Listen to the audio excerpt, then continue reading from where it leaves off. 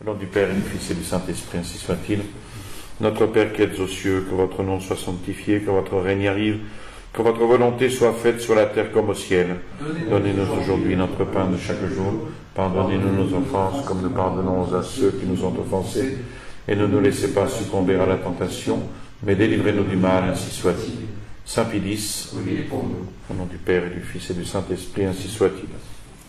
Alors nous allons voir aujourd'hui, j'aurais voulu finir ce chapitre C, mais je n'ai pas eu le temps.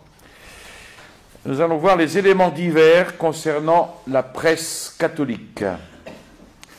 On a vu jusqu'à maintenant les diverses lettres du cardinal Maffy et les réponses du Saint-Siège concernant le journalisme. Nous avons également vu les lettres de Pidis à Monseigneur Mistrangelo à propos de l'Unità Cattolica. Nous allons voir maintenant quelques autres pièces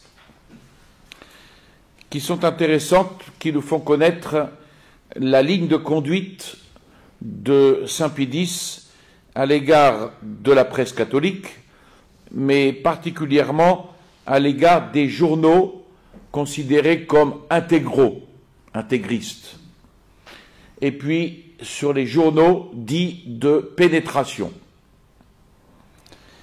Alors, à travers ces nouveaux documents, on voit encore plus clairement que les journaux intégraux sont approuvés et appuyés parce qu'ils sont l'école de principes saints, mais qu'ils sont modérés et rappelés au devoir chaque fois qu'ils tombent dans quelque excès.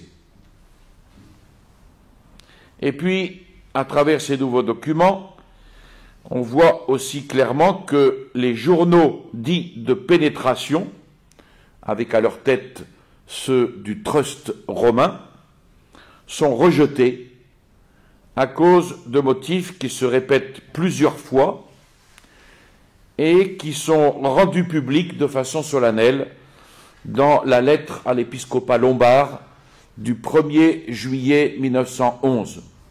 Ce sont des textes très intéressants. Donc il n'est pas étonnant que l'on arrive finalement au fameux avertissement du 2 décembre 1912, que j'aurais voulu traiter aujourd'hui, mais je n'ai pas eu le temps, ça sera pour la prochaine fois. Donc il n'est pas étonnant qu'on arrive à ce fameux avertissement du 2 décembre 1912 par lequel les journaux du trust romain et leurs semblables furent déclarés ouvertement non conformes aux directives pontificales et aux normes contenues dans la lettre du 1er juillet 1911 adressée à l'épiscopat lombard. Nous avons d'abord une lettre de Pidis à Don Domenico Manzoni, curé de Nava, province de Côme, du 19 mars 1911.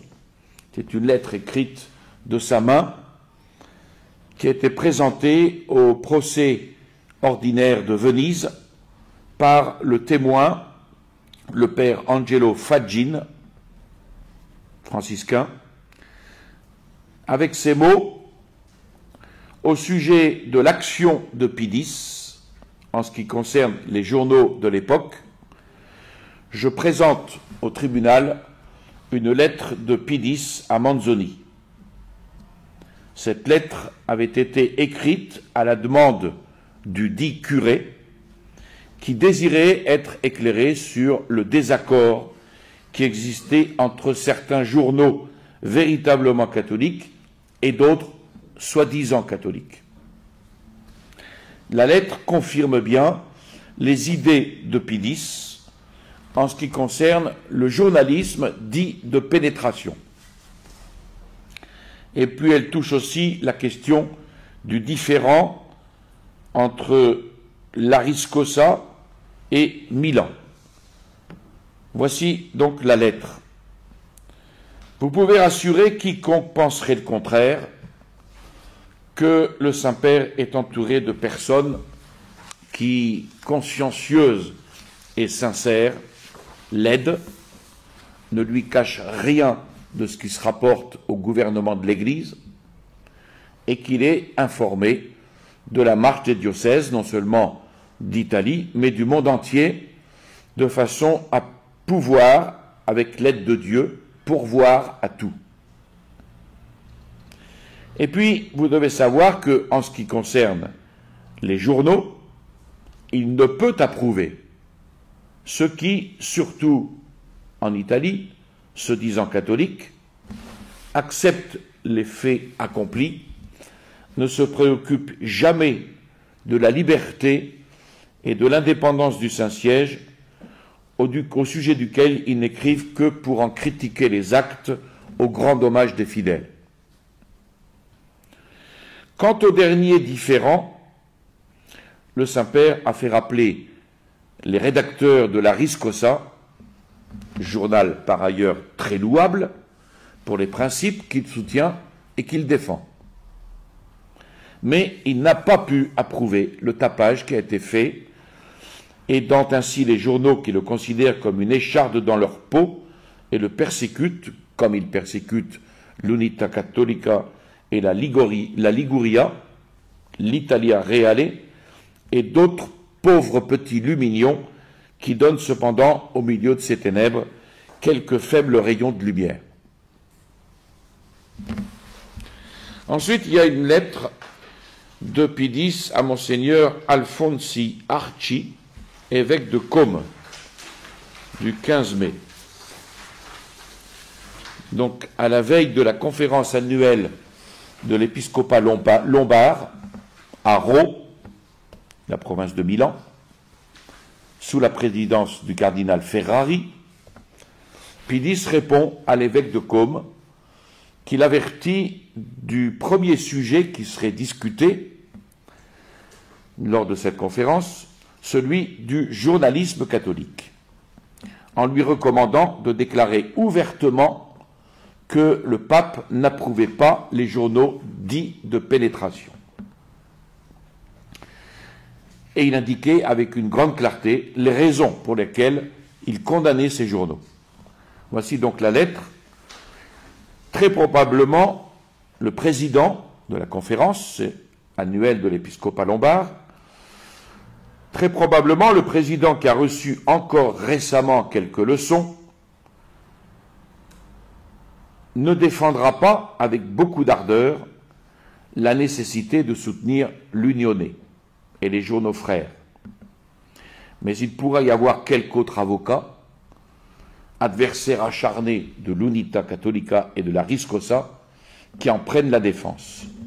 Maintenant, je vous recommande à vous-même et à l'évêque de Mantoue de déclarer ouvertement que le pape condamne tous ces journaux, soi-disant catholiques, en commençant par Il Corriere d'Italia, publié à Rome. Journaux qui acceptent paisiblement les faits accomplis, on retrouve un peu la même chose que dans la lettre précédente, et qui ne disent jamais un mot sur la liberté et l'indépendance de l'Église, qui rapportent comme tous les autres des chroniques peu édifiantes, qui louent des livres condamnables, qui exaltent des hommes qui ont fait tant de mal à la religion.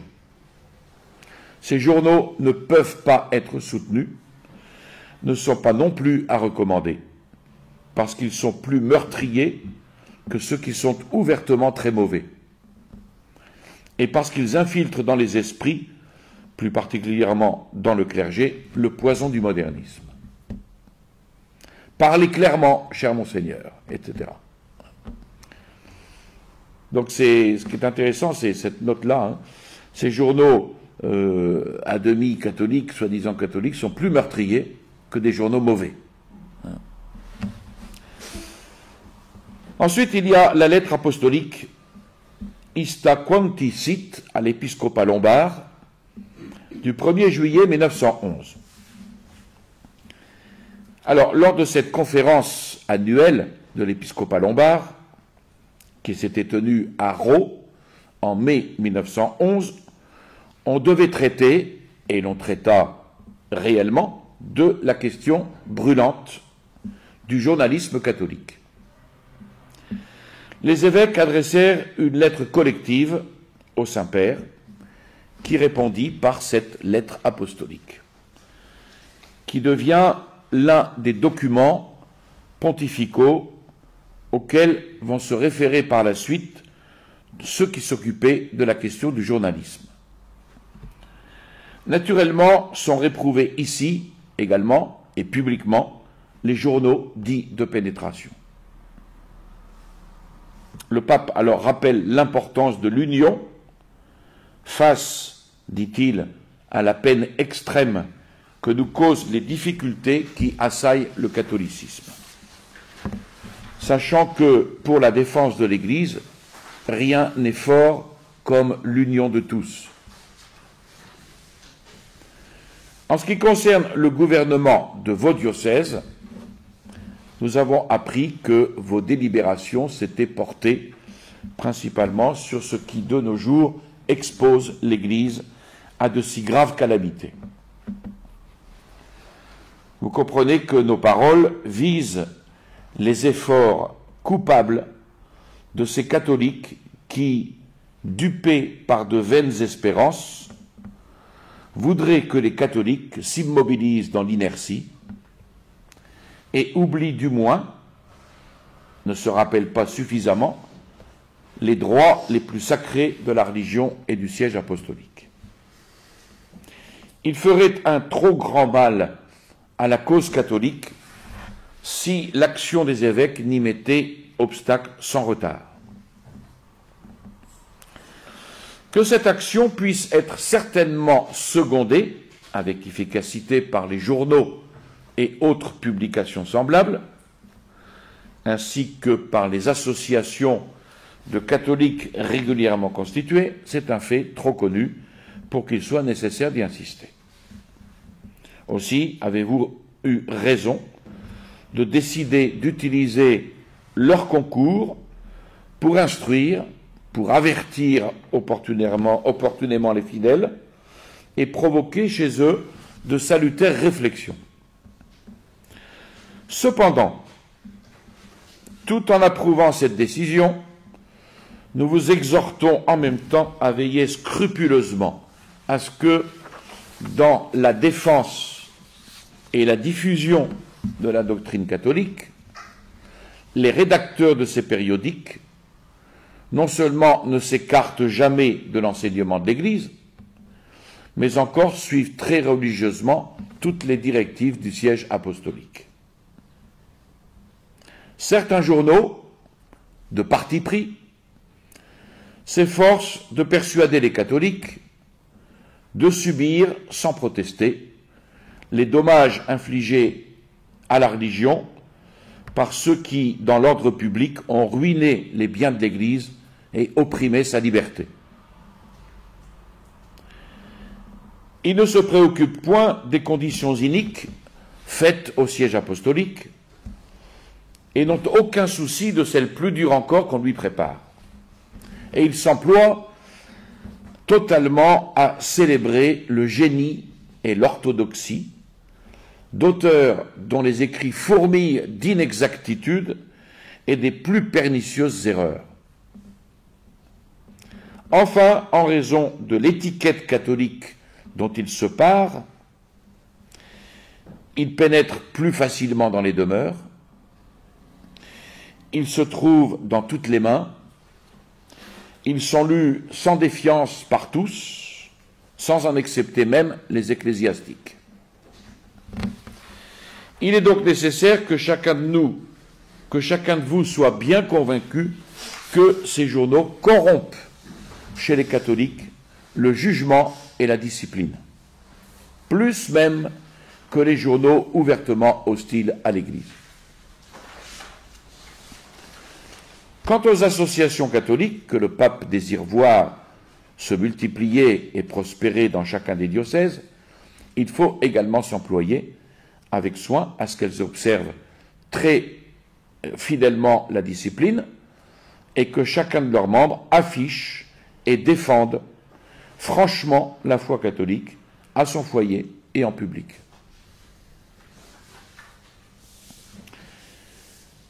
Ensuite, il y a une lettre du cardinal Méry Delval, secrétaire d'État de Pidis, une lettre au père Boccardo, directeur de la Liguria del Popolo, du 30 juin 1912. Alors, la Liguria del Popolo de Gênes est un des quotidiens qui est considéré comme intégraux. Et il publiait dans son numéro du 24 au 26 juin 1912 un article qui attaquait le clergé et le diocèse de Milan. Et le cardinal Ferrari s'en plaint dans une lettre adressée au cardinal Méry Delval le 27 juin 1912. Suite à cela, le cardinal Méry Delval écrit donc cette lettre au père Boccardo, directeur du journal, et dont il fait copie au cardinal Delay. L'incident fut réprouvé par le pape, ça fait partie des excès. Il fut réprouvé par le pape qui désira qu'on y portât remède. Donc on voit ici encore la ligne de conduite de Saint Pidis qui désapprouve les excès. Voici donc la lettre du cardinal. La Liguria del Popolo publiait un article gravement offensant pour le diocèse et le clergé milanais. Une telle publication a été réprouvée par le Saint-Père parce qu'elle avait une portée tout autre que sereine et elle contenait des appréciations non seulement âpres dans la forme et exagérées dans la substance, mais encore portant atteinte de façon évidente à l'honneur des intéressés. Le Saint-Père fait savoir son regret donc, pour un tel incident, en vous rappelant que l'on peut bien défendre la bonne cause sans recourir à de tels moyens, ni arriver à ces extrêmes. Il désire que vous cherchiez à y porter remède. Ensuite, une lettre de Pidis à l'abbé Ciceri, curé de Casal-Pusterlengo, de l'archidiocèse de Milan, du 20 octobre 1912. Et parmi les nombreuses lettres dans lesquelles Pidis manifesta sa façon de voir sur les journaux catholiques, dits de pénétration, le pape, dans la lettre qui suit, réfute certains bruits qui couraient alors et met au clair son point de vue sur les journaux dits du trust. Le pape, dans cette lettre, dit d'abord se bien porter, ce qui lui permet de consacrer, écrit-il, chaque jour, plus de 3 heures aux audiences et au moins 3 autres heures aux affaires des sacrées congrégations et de sa secrétairerie particulière. Il dit être affectueusement aidé dans le gouvernement de l'Église par de nombreux cardinaux, mais qu'aucun d'eux ne se permet de faire en son nom, ça c'est contre les calomnies qui étaient portées contre Pidis, aucun d'eux ne se permet de faire en son nom une chose qui ne soit préalablement ordonnée par le pape ou fixée de plein accord avec lui.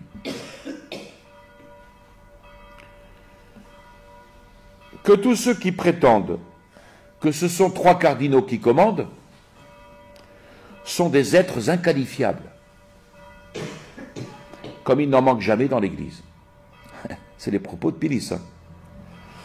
Pour se soustraire à la soumission obligatoire, ils veulent se persuader qu'ils ne sont pas obligés en conscience parce que ce n'est pas le pape qui commande.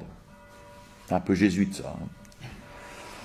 Quant aux journaux, si vous prêchez contre les mauvais et répandez autant qu'il vous est possible les bons, déconseillant l'abonnement et la lecture des journaux dits du trust, vous remplissez votre devoir de bon curé. Et vous ne faites pas seulement ce que veut le pape, mais ce qu'exige le bon sens catholique. Comment peut-on, en effet, approuver certains journaux qui se cachent sous l'étiquette de catholiques parce que, quelquefois, ils relatent les audiences pontificales et reproduisent les notes vaticanes, alors que non seulement ils ne disent jamais un mot de la liberté et de l'indépendance de l'Église, mais feignent de ne pas s'apercevoir de la guerre qui lui est faite. Des journaux qui non seulement ne combattent pas les erreurs qui égarent la société, mais apportent leur contribution à la confusion des idées et des maximes s'écartant de l'orthodoxie, et qui prodiguent l'encens aux idoles du jour, qui louent des livres, des entreprises et des hommes néfastes pour la religion. Compatissons généreusement, s'ils sont de bonne foi, à ces pauvres utopistes, qui croient empêcher la lecture des mauvais journaux en leur substituant des journaux soi-disant tolérants, de demi-teinte, incolores, et qui, sans convertir aucun de nos adversaires, qui les méprisent pour leur seule apparence de catholiques, causent le plus grand dommage aux bons. Ces derniers, cherchant la lumière, trouvent les ténèbres. Ayant besoin d'aliments, ils sucent le poison. Au lieu de la vérité et de la force de se maintenir fermes dans la foi, ils trouvent des arguments pour devenir, dans une chose aussi importante, insouciants, apathiques, indifférents. Oh, quel dommage causent ces journaux à l'Église et aux âmes!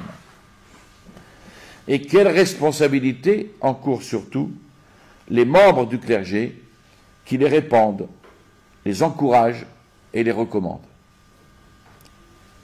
La vérité ne veut pas de déguisement. Notre drapeau doit être déployé. Et c'est seulement par la loyauté et la franchise que nous pourrons faire un peu de bien. Combattus certes par nos adversaires, mais respectés par eux, de manière à conquérir leur admiration et peu à peu leur retour au bien. Voilà mes sentiments que vous pourrez, en toute occasion favorable, faire connaître à tous ceux qui en ont besoin, leur affirmant que le pape pense ainsi. Cette dernière lettre, elle est très claire. Et alors intervient l'avertissement donné publiquement par le Saint-Siège à propos des journaux dits de pénétration, du 2 décembre 1912. Pour la prochaine fois. Je vous salue Marie, pleine de grâce, le Seigneur est avec vous. Vous êtes bénie entre toutes les femmes, et Jésus, le fruit de vos entrailles, est béni. Sainte Marie, Mère de Dieu, priez pour nous pauvres pécheurs, maintenant et à l'heure de notre mort, ainsi soit-il. Au nom du Père et du Fils et du Saint-Esprit, ainsi soit-il.